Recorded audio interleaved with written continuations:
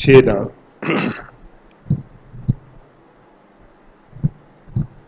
अहिरावण कौन था?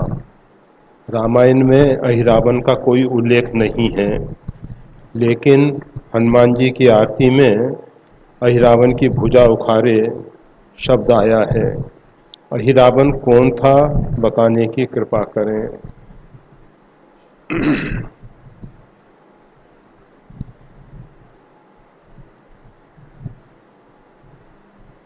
राक्षस असंख्य हैं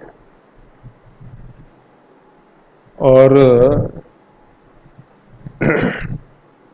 जिस प्रकार से दोष दुर्गुण इनका गिनती करना बड़ा कठिन है, इसी प्रकार से राक्षसों के विषय में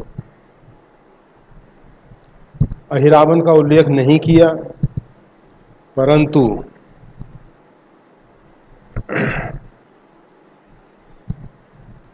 एक हनुमान अष्टक है, उसमें भी अहिरावण का वर्णन आ गया। जैसे वो ये अष्टक हनुमान को विरचित तुलसीदास गंगादास जो प्रेम से पढ़े होय दुखनाश, इस प्रकार से वो पुरानी कृतियों में पाठ था। पहले हम सब जब पाठ करते थे तो उसमें इसी प्रकार का पाठ था। ये अष्टक हनुमान को विरचित तुलसीदास, ये अष्टक हनुमान जी का जो है गोस्वामी तुलसीदास जी के द्वारा रचित है, परंतु गंगादास जो प्रेम से पढ़े, अब ये गंगादास जी की रचना गोस्वामी तुलसीदास जी के नाम से बताई गई। और एक पंडित ज्वाला प्रसाद मिश्र विद्याबारिद, उनको विद्याबारिद की उपाधि से अलंकृत किया गया। दयानंद तिमिर भास्कर, दयानंद जी ने सत्यार्थ प्रकाश एक ग्रंथ प्रकाशित किया, तो पंडित ज्वाला प्रसाद मिश्र सामने आए और उन्होंने तुरंत दयानंद तिमिर भास्कर, दयानंद के अंधकार को दूर करने के लिए सूर्य, एक ग्रंथ ला दिया। मतलब विद्याबारिद अच्छे विद्वान रहे होंगे, परंतु करनी किस प्रकार की, गोस्वामी तुलसीदास जी के रामचरितमानस में बहुत सी कथाएं प्रवेश करा दी और उसमें 6 पद, उसमें अहिरावण की कथा आई है, उसमें भी अहिरावण की कथा आई है। और उन्होंने एक कांड, लवकुश कांड, मतलब 8 कांड की रामायण, अभी भी वो वेंकटेश प्रेस मुंबई से प्रकाशित है और बाजार में मिलती है। लोग चाहें तो 8 कांड की रामायण, अब ग्रामीण अंचल वाले कोई ले गया, कहते हैं हाँ इसमें बहुत कथाएं हैं, न राम तक वध, सुलोचना सती, ऐसी ऐसी कथाएं उसमें बहुत हैं। तो उसमें अहिरावण की कथा कही गई। जब लंका के अधिकांश वरिष्ठ राक्षस मारे गए, तब समस्या पैदा हुई रावण के सामने, और रावण जो भी कार्य कर रहा था उसमें भी कुछ रघुनाथ जी की भी प्रेरणा, रघुनाथ जी ने जो प्रण किया था, निश्चरहीन करो मही भुज उठाई पनकीन, इस पृथ्वी को राक्षसों से रहित कर दूंगा, ऐसी भगवान ने प्रतिज्ञा की। तो अहिरावण कैसे छूट जाए? वैसे एक लवणासुर छूट गया था, तो शत्रुघ्न जी को भेजा गया है, मधु दैत्य का बेटा लवणासुर, फिर उसका वध शत्रुघ्न जी ने किया है। और रामायण शतकोटि अपारा, 100 करोड़ रामायण के विषय में कहा जाता है, परंतु गोस्वामी तुलसीदास जी को लगा कि 100 करोड़ कहना सीमा में आबद्ध कर देना है। हरि अनंत, हरि कथा अनंत। जिस प्रकार से भगवान अनंत हैं, उसी प्रकार से उनकी कथाएं भी अनंत हैं, उनका कोई अंत नहीं पा सकता। तो अगर 100 करोड़ कह दिया, जैसा आप लोग नित्य प्रति राम रक्षा में बोलते हो ना, चरितम रघुनाथस्य शतकोटि प्रविस्तरम, शतकोटि 100 करोड़ में जिसका विस्तार है। तो गोस्वामी तुलसीदास जी को लगा कि वैसे वहां भी शतकोटि विस्तरम का अर्थ केवल गिनती वाली बात नहीं है, 100 करोड़ की बात नहीं है वहां। तो गोस्वामी तुलसीदास जी ने एक शब्द और जोड़ा, अपारा, अपरिमित है, इसकी इति नहीं है, इतनी कथा है। और राक्षस भी हमने पहले ही बताया अपरिमित है।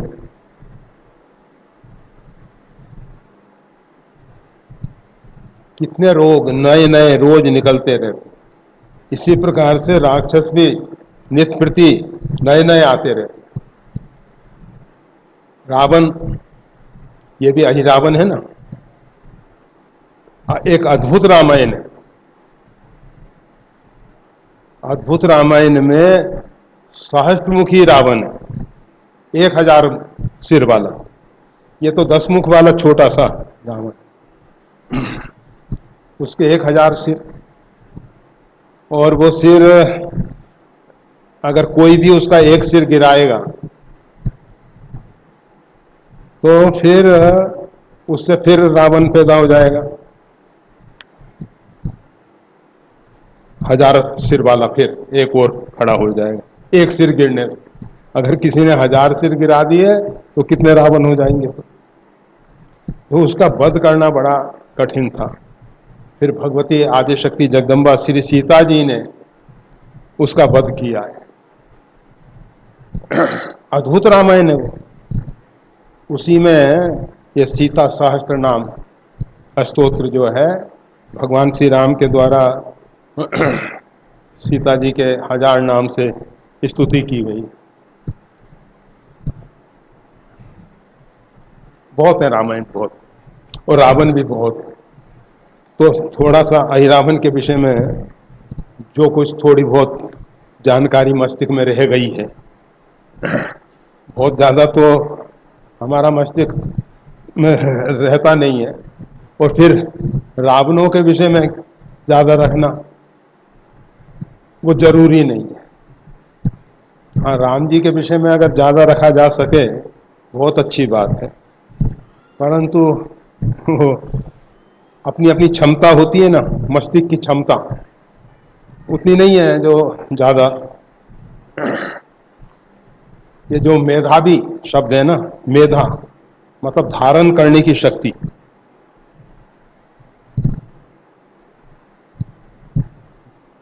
वो कम है मतलब श्री राम। तो थोड़ा अहिरावण के विषय में जो कुछ मस्तिष्क में रह गया है वो ही कह रहे हैं। पढ़ा तो है और पर बहुत कुछ नहीं है। तो रावण ने देखा कि भाई राक्षसों का जो विशेष शक्ति सामर्थ्य वाले राक्षस हैं उनका वध हो चुका है। तो उसको याद आई अहिरावण की, पाताल में रहता है अहिरावण। तुरंत उसको बुलवाया गया।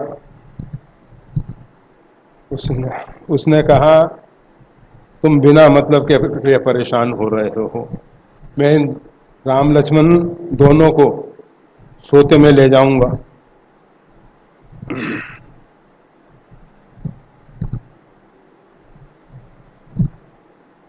हनुमान जी महाराज पहरे पे, और अहिरावण विभीषण का वेश बना के आया।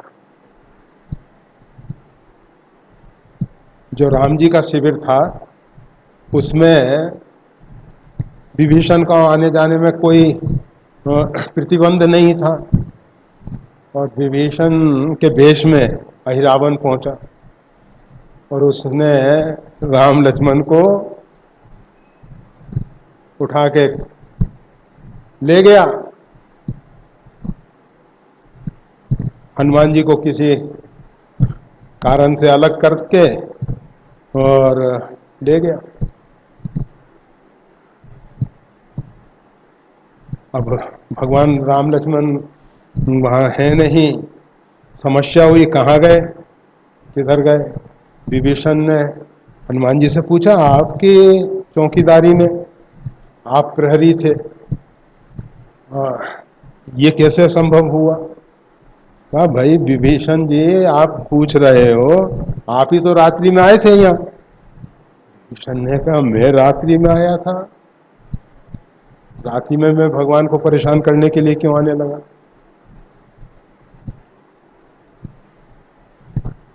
विभीषण ने कहा कि मेरा वेश बनाने में अहिरावण ही समर्थ है, कोई दूसरा ऐसा नहीं है जो मेरा वेश बना सके। तो अहिरावण पाताल में रहता है, वो राम लक्ष्मण को वहां ले गया और उसने योजना बनाई।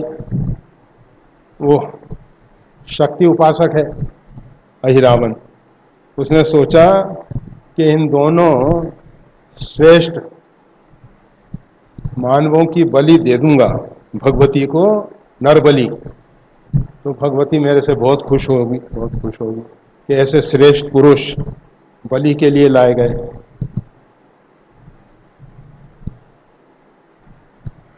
तो वहां बलि का आयोजन चल रहा था। हनुमान जी महाराज को जब मालूम पड़ा कि इस प्रकार से अहिरावण ले गया है, तुरंत हनुमान जी महाराज पाताल में पहुंच गए अहिरावण के यहाँ, और भगवती के स्थान पे स्वयं खड़े हो गए। उसको तो पृथ्वी में अंदर पहुंचा दिया और उसके स्थान पे हनुमान जी महाराज खड़े। अब वहां के जो पंडा पुरोहित, जो बलि इत्यादि की व्यवस्था संभालने वाले लोग, उन्होंने कहा राम लक्ष्मण से, इनका स्मरण कर लो, अंतिम समय अब तुमको इनके पास जाना है, इनके लिए भेंट दिया जा रहा है, बलि दी जाएगी तुम्हें।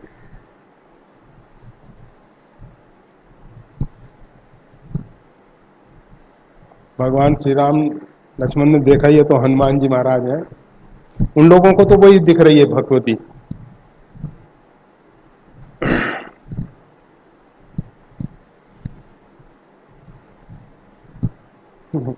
कल हमने कल्याण में कहानी पढ़ी थी, उस अभी उसको नहीं कह रहे, उसमें एक चश्मा की बात कही गई थी। उसमें बताया गया था कि उस चश्मे को लगाने से इन सब में जो मानव है वो मानव दिखाई दे जाएगा, और जो ऊपर से मानव है अंदर से कुछ है वो उस रूप में दिखाई दे जाएंगे। तो उन लोगों के जो चश्मे लगे हुए थे उनसे तो वही भगवती दिखाई दे रही है, और राम लक्ष्मण को जो चश्मा लगा था उसमें हनुमान जी दिखाई दे रहे हैं, वास्तविकता दिखाई दे रही है जो यथार्थ है, तथ्य है। कहा कि आज हनुमान अच्छे समय पे आ गए, नहीं तो आज ये बलि दी जाती।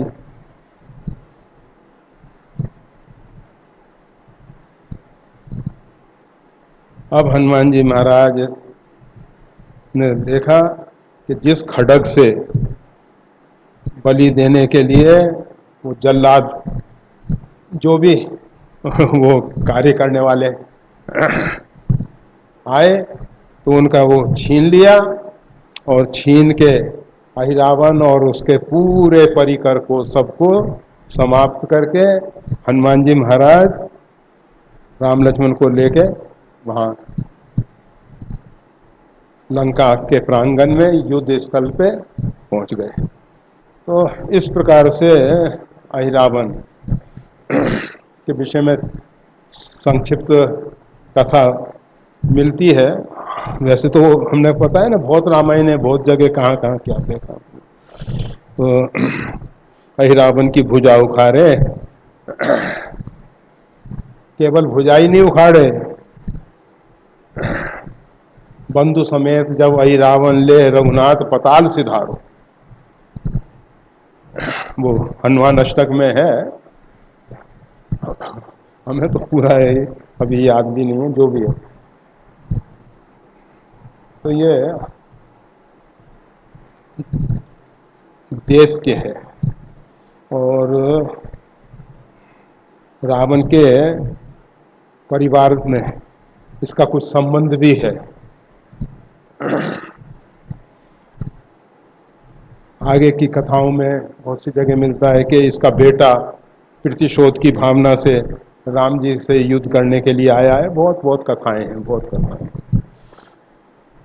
जो भी हो, इसके विषय में हम सबको केवल इतना ही जान लेना है कि रावण के ही परिवार का, रावण की जो विचारधारा है, अर्थात संपूर्ण संसार का धन वैभव हमारे मुट्ठी में हो, अर्थात हमारे अधीन हो। जितने भी संसार के भोग हैं उनके भोक्ता हम बने, और जो हमारा बचा कुचा वो कोई भी खाए, उत्तम उत्तम हमारा, और जो शेष है वो कोई भी उसका उपयोग करे। यह है रावण की विचारधारा।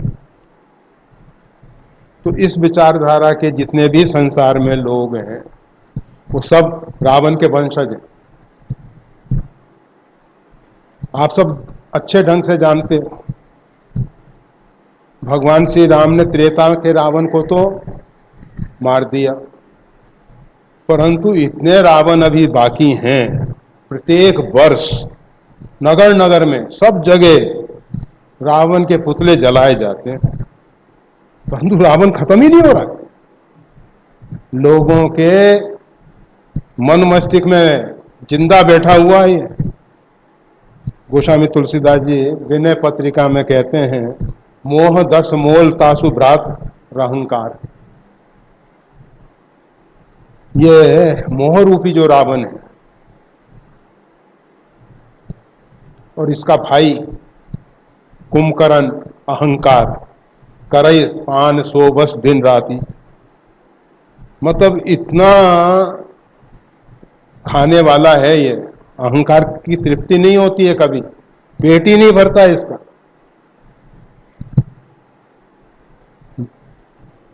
रामायण में लिखा गया है, अगर यह नित्य प्रति आहार करे विश्व वेग पुनि चौपट हुई, मतलब इतना अधिक इसकी तृष्णा है, इतनी भूख है, तृप्ति नहीं होती है इसको, तृप्ति नहीं होती। अहिरावण वो रावण को, अहंकार, रावण के भाई कुंभकर्ण को अहंकार कभी तृप्त नहीं, इसीलिए कुंभकर्ण सम सोवत नहीं के, ये सोता रहे वो ही अच्छा है।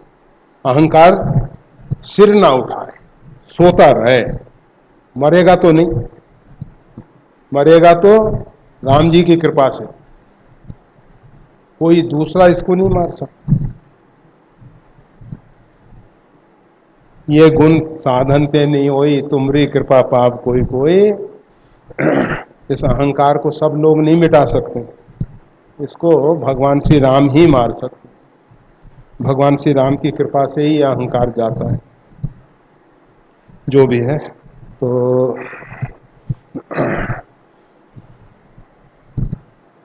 थोड़ा कलयुग का जितनी जल्दी विवरण पूरा हो जाए वो अच्छा है। हम सबको तो सतयुग में आना है। कलयुग, बीता हुआ कल और आगामी कल, दो कल होते हैं ना, यस्टरडे और टुमारो, गई काल और आती काल, दो कल हैं।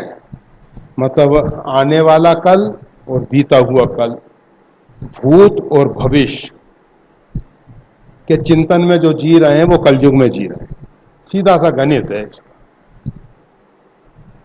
बहुत से लोग पहले ये हो गया, ये हो गया, ये कर लिया, ये कर लिया, उनका ही चिंतन करते हैं। और दूसरा, भविष्य में ये करेंगे, ये करेंगे, ये करेंगे, आयोजन नाना प्रकार। ये सब कलयुगी लोग हैं।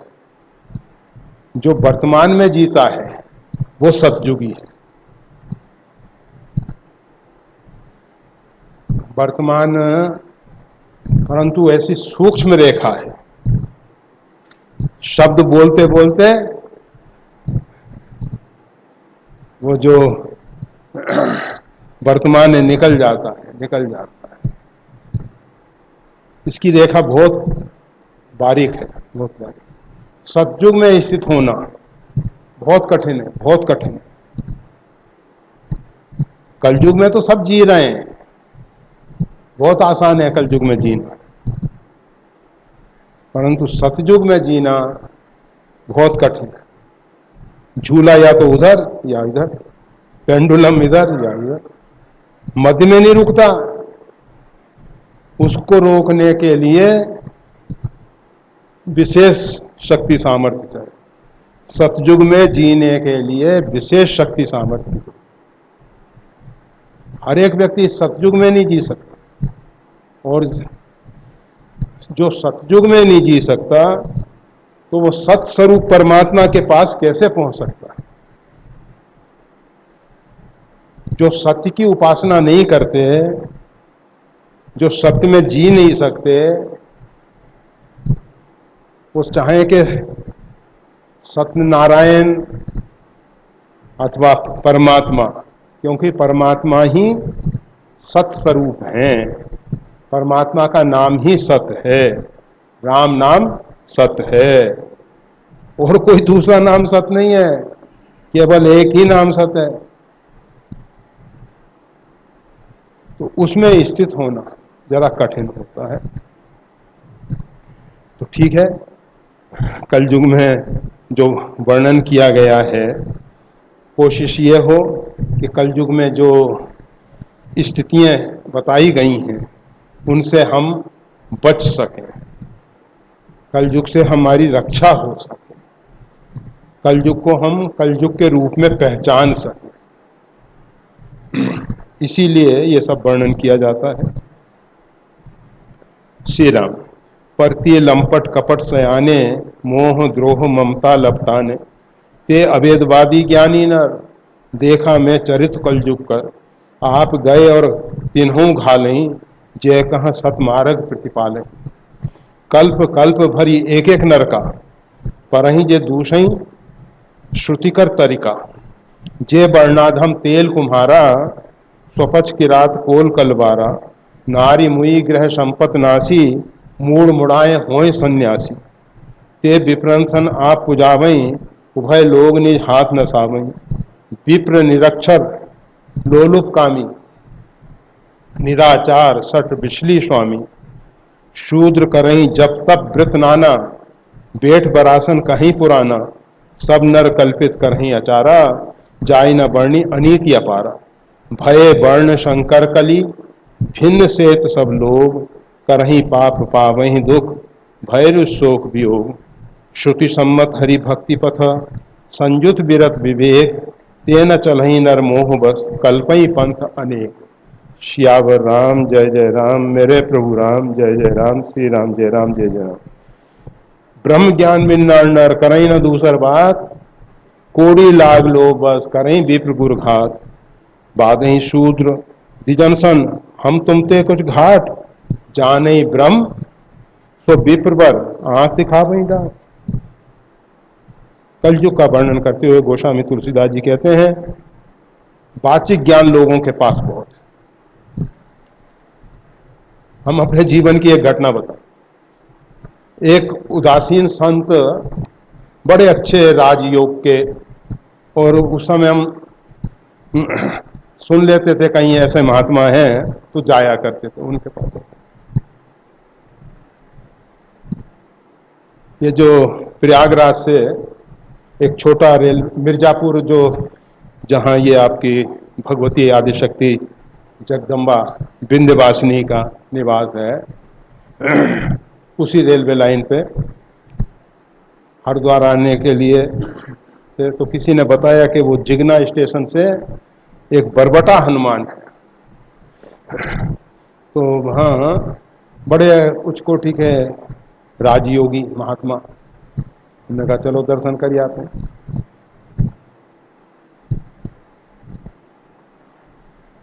स्टेशन पे उतरे, बाद में मालूम पड़ा कि वो महात्मा जी तो कहीं बाहर हैं। हम फिर वो वहाँ नहीं गए, उनके स्थान पे नहीं गए। हमने कहा अब आगे ट्रेन पकड़ के हरिद्वार चलना है।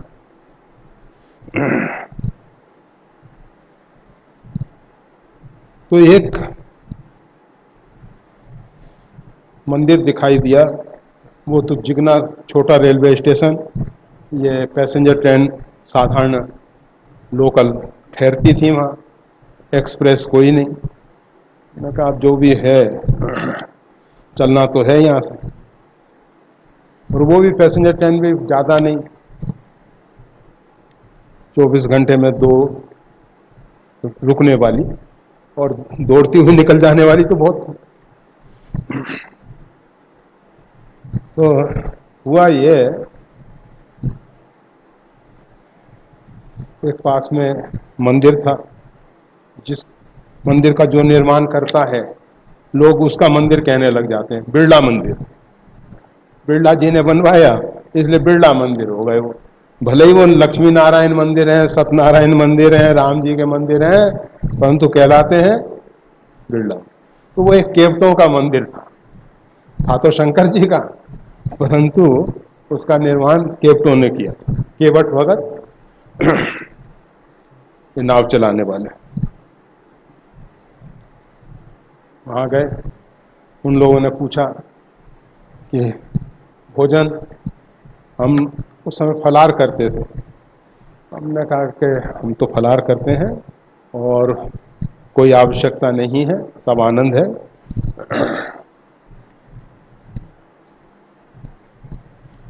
अब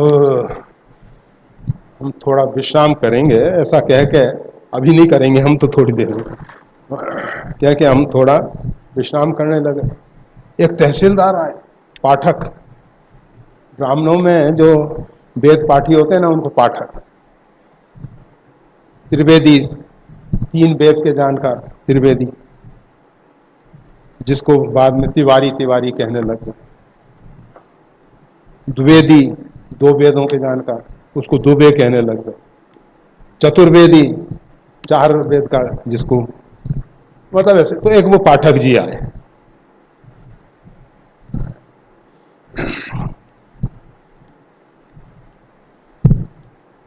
और आके हमको प्रणाम किया। कुछ लोग वो बैठे हुए थे, केवट भगत, हम महाराज जी को भोजन कराया या नहीं, बताया उन लोगों ने कि महाराज जी फलार करते हैं। और अब वो हमसे पूछने लगे कहाँ जा रहे हैं महाराज जी, कैसा है क्या है। तो बताया हरिद्वार जा रहे हैं। कहा हम भी साथ में चलेंगे। हमने कहा तुम्हारा हमारा क्या साथ भाई। कहा नहीं नहीं महाराज जी, आपके साथ चलेंगे, हरिद्वार चलेंगे। मैं कहा ठीक है। अब चर्चा में वो जो शाम की ट्रेन थी, वो आ गई।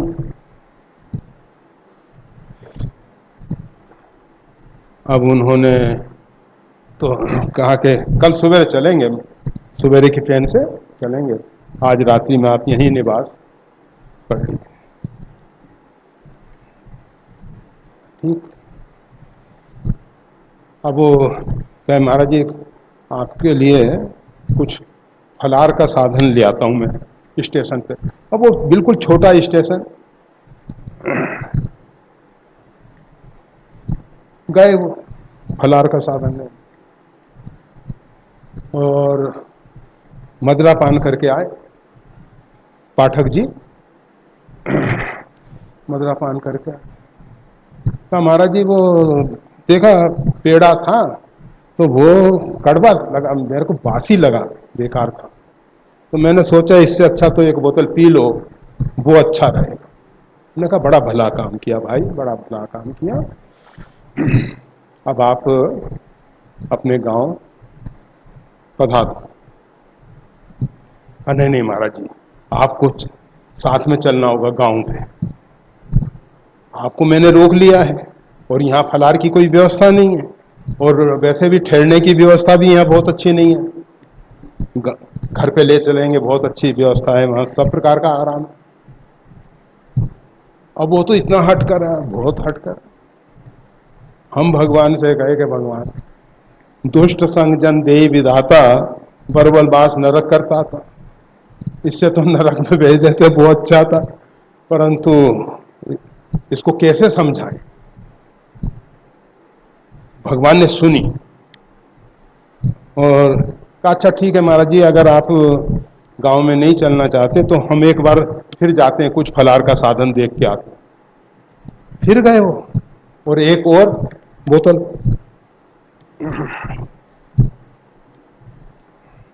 फिर वही जवाब, फलार तो कोई ढंग का मिला नहीं, और थोड़ा और। हमने कहा बहुत अच्छा भाई, अगर आप हमको सेवा करना चाहते हो, सुखी देखना चाहते हो तो गांव पधारो आप। और भगवान ने सुन ली और वो चले गए। रात्रि भर हमने विश्राम किया, प्रातः काल की ट्रेन थी, चले आए। तो लोग जो हैं ब्रह्म ज्ञान बिन नार नर करें ना दूसर बात, लोग बातें तो बड़ी अच्छी अच्छी करते हैं, बड़ी चर्चाएं गीता रामायण और सब, परंतु आचरण ओड़ी लाग लो बस करें भी प्रगुरघात। थोड़े से प्रलोभन के कारण भयंकर से भयंकर जघन्य अपराध करने में उनको किसी प्रकार का संकोच नहीं। संकोच ये कलिकाल का वर्णन कर रहे हैं। बाद ही शूद्र जनसन हम तुम ते कुछ घाट। शूद्र जो हैं क्षुद्र बुद्धि वाले, अल्प बुद्धि वाले, ब्राह्मणों से कहते हैं कि हम तुमसे कुछ कम है क्या, जाने ब्रह्म, क्या आप ब्रह्म को जानते हो। आंख दिखा वहीं डांटते हैं, फटकारते हैं।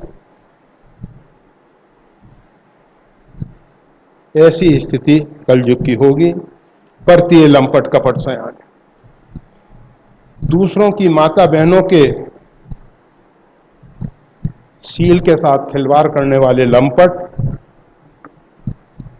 कपट में बहुत सयाने चतुर लोग, मोह द्रोह ममता लपटाने,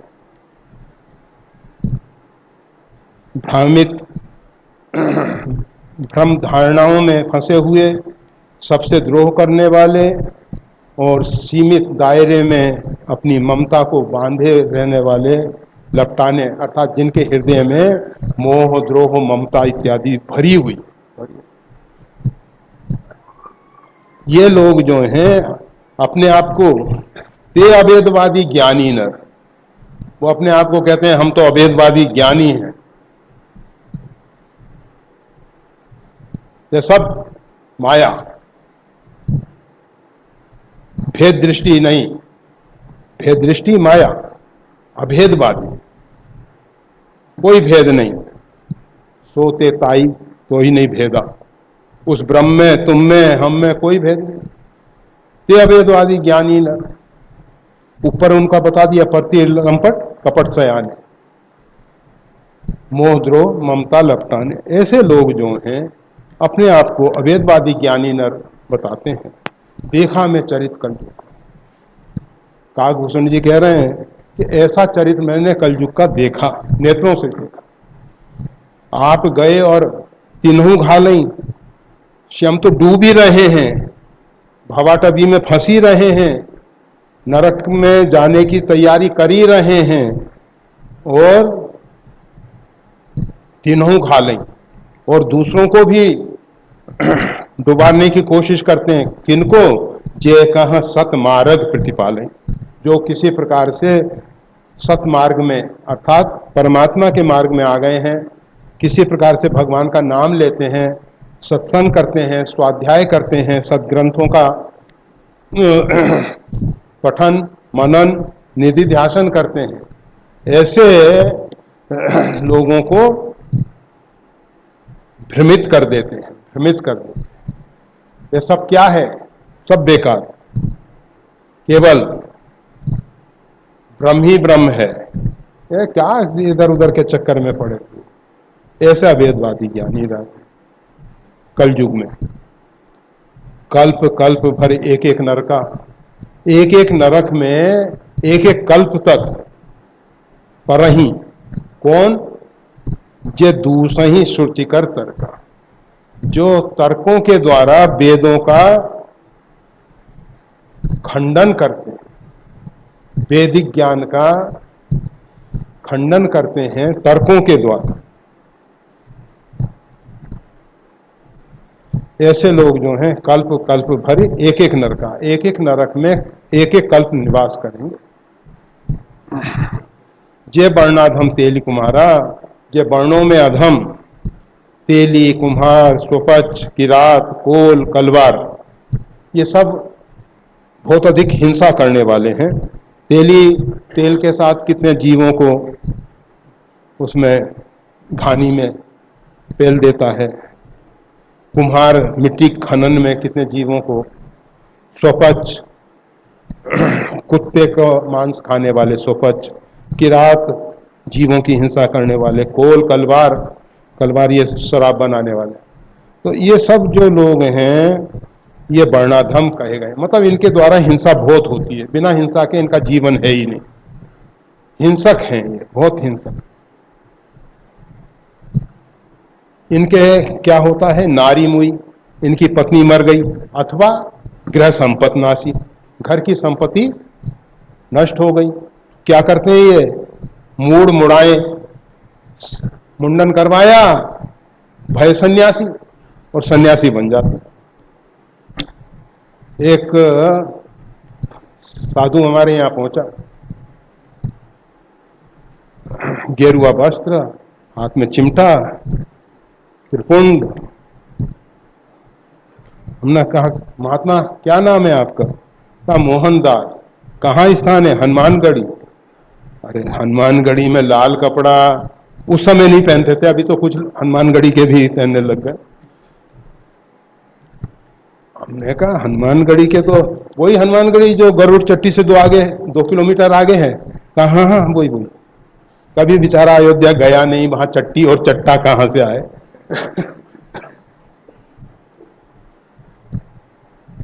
हमने कहा देखो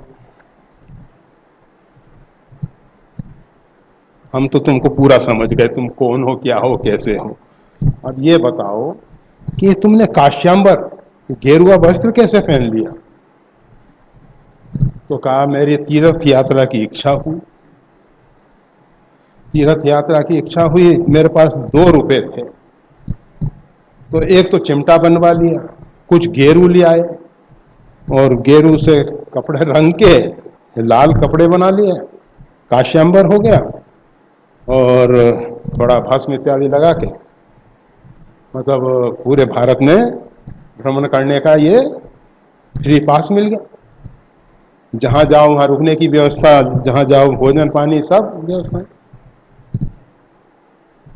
तो ऐसे जो लोग हैं मूड मुड़ाए हों सन्यासी, बस मूड मुड़ा लेते हैं और सन्यासी का वेश धारण कर लेते हैं। सन्यासी हो नहीं पाते हैं, केवल ऊपर से सन्यासी का वेश धारण कर लेते हैं। वेश को कलंकित करने वाले ये लोग ते विप्रंसन आपको जावे, और वो ब्राह्मणों से अपने आप को पुजाते हैं। उभय लोग निज न हाथ न सावे, अपने हाथ से अपने दोनों लोग जहां भी वर्तमान में जी रहे हैं वो लोग, और आगे का जो परलोक है जहां उनको जाना है, दोनों को नष्ट कर देते हैं, दोनों को नष्ट।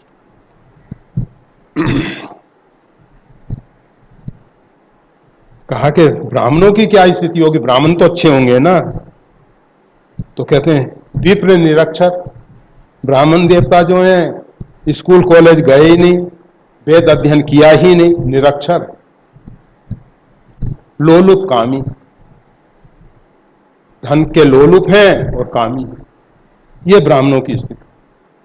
शास्त्र कहता है अगर 3 पीढ़ी तक, मतलब दादा, फिर उसका पिता और पुत्र, ये तीनों जो हैं निरक्षर हों, तो फिर जो वेद नहीं पढ़ सकते, जो वेद अध्ययन नहीं कर रहे हैं, फिर उनके यहाँ जो संतान जन्म लेगी वो ब्राह्मण नहीं हो। 3 के बाद छुट्टी। एक आध तक तो चला देते हैं कि भाई चलो चला दिया, दूसरे में भी चला दिया, परंतु 3 के बाद अगर ब्राह्मण परिवार में जन्म लेने पर भी इनके 3 पीढ़ी जो ऊपर की हैं, इनके जो पूर्वज हैं, वो सब निरक्षर रहे हैं, उन्होंने वेद अध्ययन नहीं किया है, क्योंकि ब्राह्मण के 6 कर्मों में विद्या अर्जन करना और विद्या दान देना ये प्रमुख कर्म है। यज्ञ करना, यज्ञ कराना, दान लेना, दान देना, और विद्या अर्जन करना, वेद अध्ययन करना और वेद पढ़ाना, ये 6 कर्म उनके हैं। तो अगर इसमें प्रधान यही है, और जो ब्राह्मण पैसा लेके वेद पढ़ाता है उसको उपाध्याय कहते हैं, वो अच्छे नहीं माने जाते। चट्टोपाध्याय, मुखोपाध्याय, वनोपाध्याय, बड़े उपाध्याय हैं। बंगाल में ये सब होते हैं, चटर्जी, मुखर्जी, बनर्जी, उपाध्याय। वैसे उपाध्याय सब जगह है, जो विद्या का व्यवसाय कर, वो उपाध्याय है। तो विप्र निरक्षर, ब्राह्मण देवता निरक्षर हो जाएंगे, कामी होंगे, धन के लोलुप होंगे, बेट निराचार सठ, आचार विचार का त्याग करके, मूर्ख सठ यानी मूर्ख, वृषली स्वामी। वैसे वृषल शब्द जो है उसका अर्थ दूसरे प्रकार से है, परंतु साधारण अर्थ जो आचार विचार से रहित शूद्र है, तो शूद्र के पति, अर्थात शूद्रा को अपने घर में पत्नी बनाने वाले। शूद्र का नहीं जप तप व्रत नाना, और जो शूद्र हैं वो नाना प्रकार से जप तप व्रत करेंगे। बैठ बरासन कहीं पुराना, और श्रेष्ठ आसन पे बैठ के, अर्थात व्यास गद्दी पे बैठ के। यहाँ कोई सिंहासन और श्रेष्ठ आसन का मतलब दूसरा नहीं, यहाँ बरासन यानी श्रेष्ठ आसन व्यास गद्दी पे बैठ के, कहीं पुराना। बलराम जी ने देखा, उन्होंने सिरोच्छेद कर दिया। तो श्रीमद् भागवत, सब नर कल्पित करही अचारा, जाय न वर्णी अनीति अपार। सब लोग जो हैं अपने कल्पना के अनुसार अपने आचार विचार रखते हैं, जाय न वर्णी अनीति अपारा। इतनी अनीति हो रही है समाज में, उसका वर्णन नहीं किया जा सकता है, नहीं किया। भय वर्ण शंकर कली, भिन्न सेत सब लोग, करही पाप पावई दुख, भैरु शोक भी हो। कलिकाल में कर्म शंकर और वर्ण शंकर, कर्म से भी शंकर हो जाएंगे और वर्ण से भी शंकर हो जाएंगे। मतलब श्रेष्ठ घर का पति और निम्न घर की कन्या, तो ये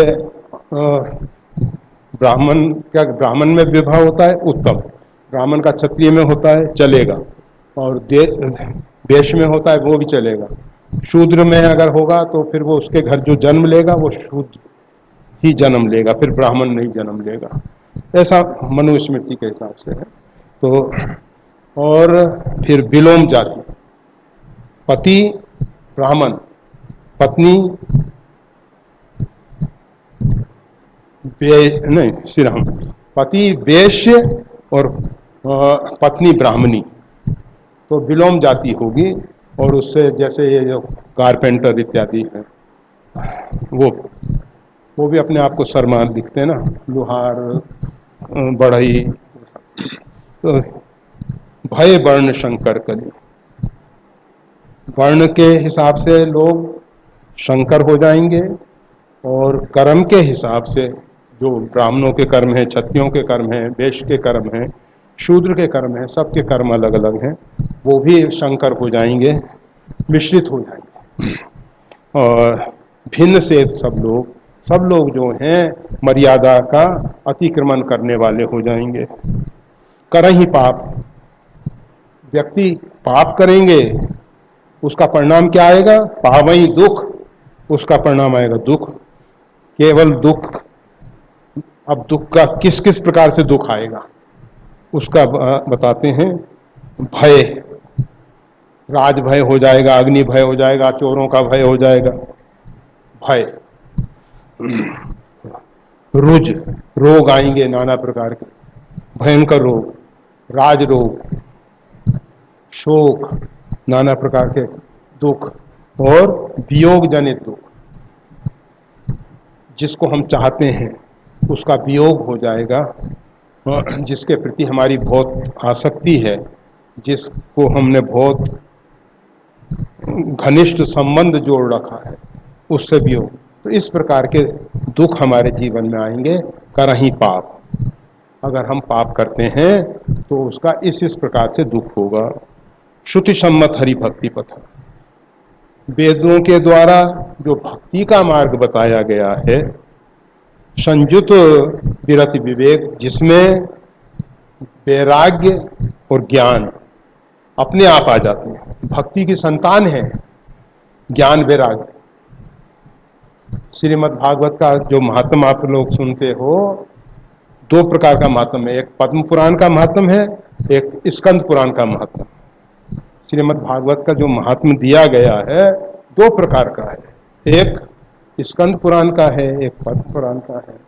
तो जो पद्म पुराण का आप लोग सुनते हो, अधिकांश वही सुनाया जाता है श्रीमद् भागवत की कथा में।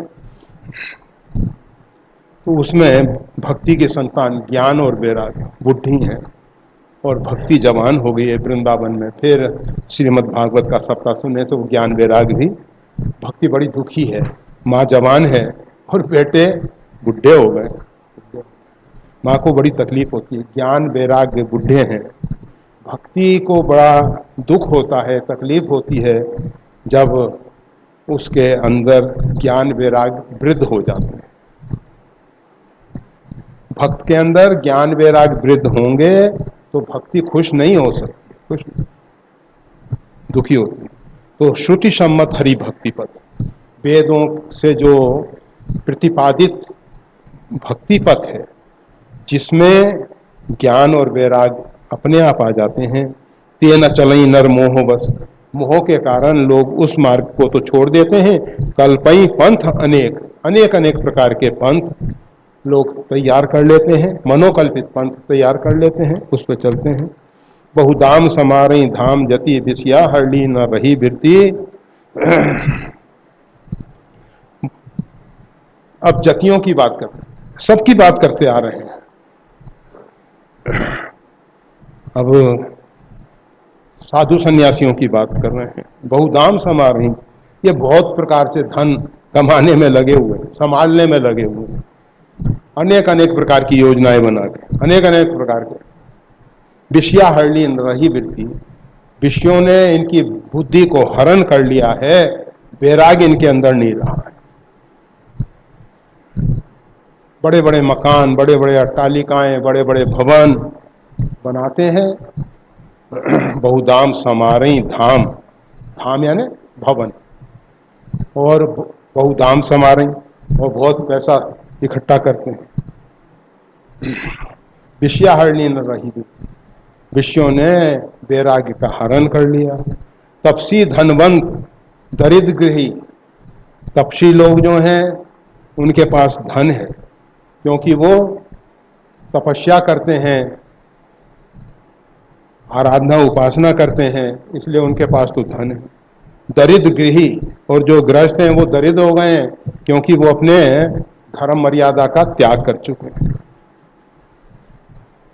इस कारण से वो बेचारे दरिद्र हो गए। कली कौतुक तात न जात है तात, ये कली का खेल कुछ कहा नहीं जाता, इसने कैसी विडंबना पैदा कर दी है। कुलवंत निकारई नार सती, जो सती नारी है, जो कुलीन परिवार के लोग हैं, वो ऐसी कुलीन सती नारी को तो निकाल देते हैं घर से। गृह आनई चेर निबेर गति, और घर में दासी को लाके रख लेते हैं, वेश्या को लाके रख लेते हैं, मतलब जो चरित्र भ्रष्ट है उसको लाके रख लेते हैं। और निबेर गति अर्थात उसके मार्गों को बंद कर देते हैं, कहीं जा ना सके, घर पे लाके रख लेते हैं। ऐसा ही नहीं हमेशा के लिए, मतलब घर से जा ना सके, निबेर गति। सुत मान ही मात पिता तब लो, अवलानन दीख नहीं जब लो। सुत मान ही, पुत्र माता पिता को तभी तक मानते हैं जब तक उन्होंने अपने पत्नी का मुख नहीं देखा है। अवलानन दीख नहीं जब लो, मतलब शादी विवाह तक ही होने से पूर्व ही माता पिता को मानते हैं, फिर उसके बाद तो जय श्री राम, उनकी तब ध्यान भी नहीं देते। ससुरार प्यार लगी जब ते, रिपरूप कुटुंब भय तब ते, जब से उनको ससुराल प्रिय लगती है तो रिपरूप शत्रु रूप हो गए परिवार वाले, कुटुंब यानी परिवार वाले लोग जो हैं वो सब शत्रु रूप दिखाई देने लगते हैं। बस ससुराल बड़ी अच्छी लगती है। न पाप परायण धर्म नहीं, राजाओं की स्थिति वर्णन कर रहा है। न पाप परायण, राजा जो हैं पाप में लगे रहने वाले हैं, धर्म नहीं, उनके जीवन में धर्म चला गया। दानम ईश्वर भाव छात्र कर्म स्वभावजम, क्षत्रिय के लिए दान, ईश्वर में भाव, लोगों की रक्षा करना, ये राजा के धर्म थे। तो यहाँ क्या हो रहा है, न पाप परायण, राजा जो हैं ऐश आराम में विलासिता में फंसे हुए हैं, धर्म नहीं है उनके। कर दंड विडम प्रजानिधि, टैक्स के द्वारा, दंड के द्वारा, जुर्माना,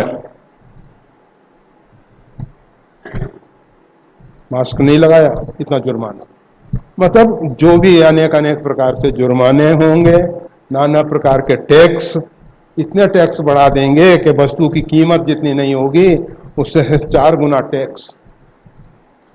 कर दंड विडम प्रजानिधि, और प्रजा को, बिचारी को विडंबना में फंसा देंगे। विडंबना है ना फजियत, उर्दू शब्द है फजियत, परेशानी में डाल देंगे। हमारे यहां तो परेशानंद,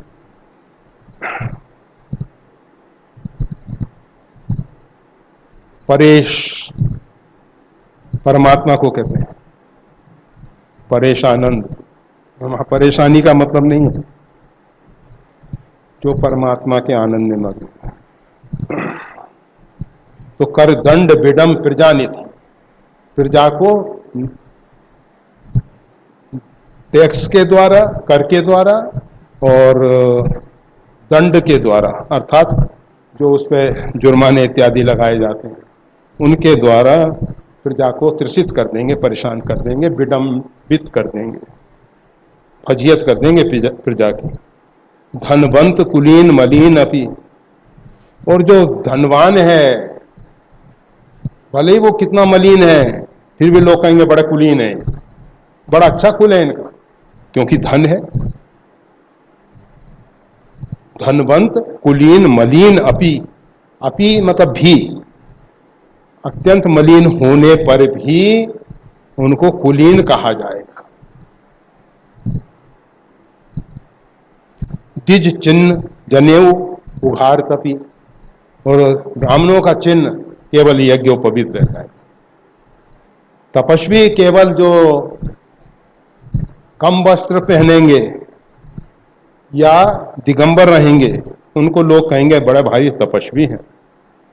नहीं मान पुराण न वेद ही जो, हरिसेवक संत सही कलिसो। जो वेद पुराण को नहीं मानेगा, लोग कहेंगे कि ये भगवान का सही सेवक है, ये संत है। हरिसेवक संत सही कलिसो, ऐसा कलिकाल में होगा। ये उन्होंने देखा है, कलिकाल में हो रहा था, हो रहा।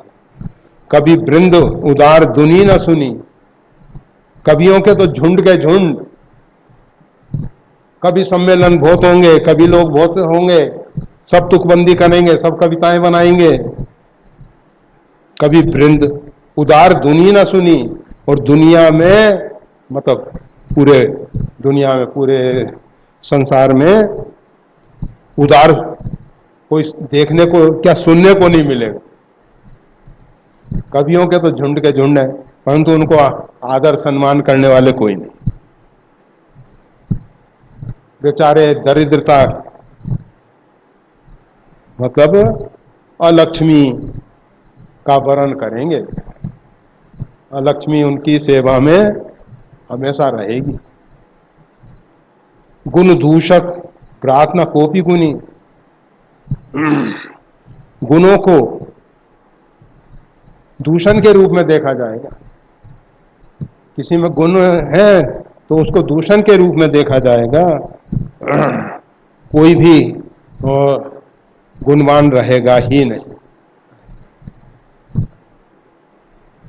कली 12 ही बार दुकाल पड़े, इस कलिकाल में बारंबार दुष्काल पड़ेंगे, मतलब बारंबार वर्षा नहीं होगी, वर्षा नहीं होगी, दुष्काल पड़ेंगे।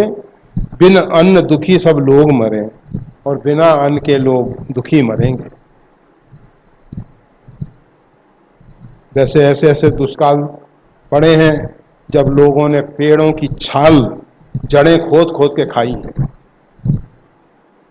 मतलब अन्न नहीं मिलता। फिर अमेरिका से, ऑस्ट्रेलिया से अन्न, भारत आजाद होने के बाद।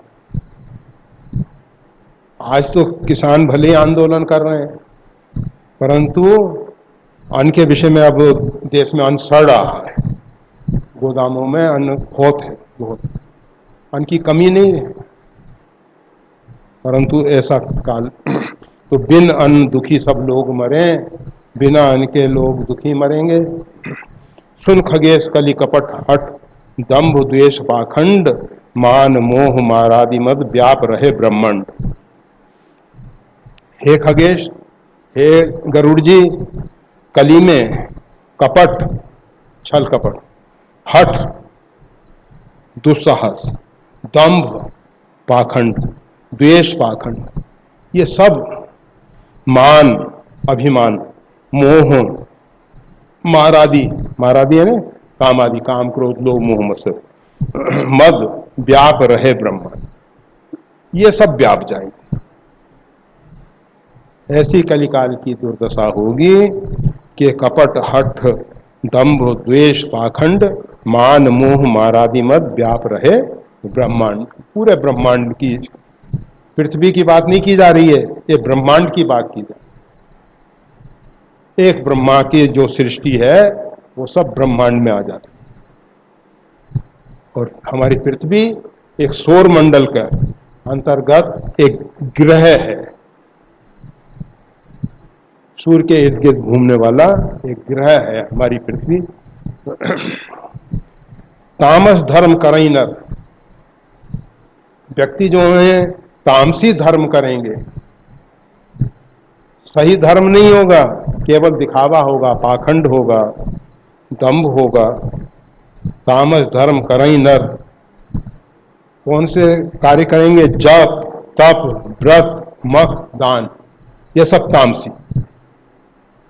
जप करेंगे तामसी, आलस प्रमाद घेरे रहेगा, माला चलती रहेगी। हम तो महामृत्युंजय जप कर रहे हैं, हम तो मंत्रराज का जप कर रहे हैं। आलस प्रमाद घेर रहा है तो तामसी हो गया भाई, कहाँ रहा सात्विक।